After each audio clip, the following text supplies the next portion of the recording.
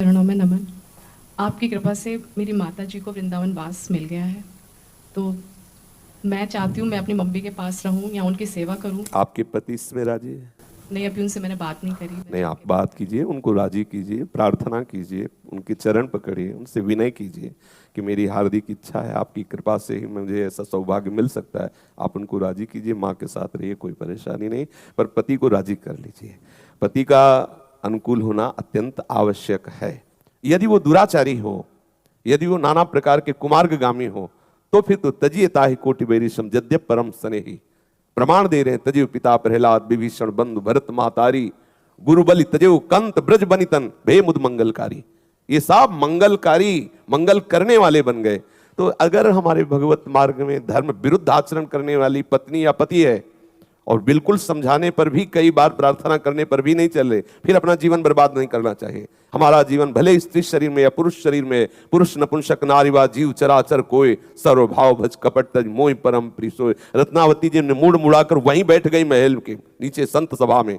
माधव सिंह ने कितना विरोध करने के आखिरकार चरणों में गिरना पड़ा। यदि हमारा जीवन सच्चे मार्ग के पथिक, भगवत मार्ग में, तो कोई भी हो अंततो गत्वा उसको चरण पकड़ना ही पड़ेगा। और इसमें राजी नहीं, ये जीवन बर्बाद नहीं होने देना चाहिए कि भाई अब ऐसा नहीं, चाहे स्त्री शरीर हो चाहे पुरुष शरीर हो, ये केवल पोशाक है। हम सच्चिदानंद प्रभु के अंश है और अपने अंशी को प्राप्त करना है हमारा परम लक्ष्य है। ये भक्ति है, या अपने स्वरूप का बोध करके जीवन मुक्त हो जाना हमारा परम लक्ष्य है। इसमें स्त्री पुरुष शरीर साधक या बाधक नहीं है। हमारा कर्तव्य है इसी जन्म में हमें जीवन मुक्त होना है। भगवत तत्व का बोध या भगवत चरणारविंद का प्रेम। अगर इसमें हमारे परिवार के जन सहयोगी तो सहयोगी है, यदि विरोध करने वाले हैं तो जाके प्रियन राम वेदेही तजिए ताहि कोटि बैरिसम यद्यप परम। अंजन कहाँ आंख जो फूटे, बहुतक कहो कहाँ लो, नाते नेह राम के मनियत सुहृद सुसेव्य जहां लो। बिल्कुल नहीं, इसमें चूक नहीं करनी चाहिए। तब तक हम उस धर्म का पालन करेंगे जब तक हमारे परम धर्म में बाधक नहीं होगा। और अगर वो परम धर्म में बाधक बन रहा है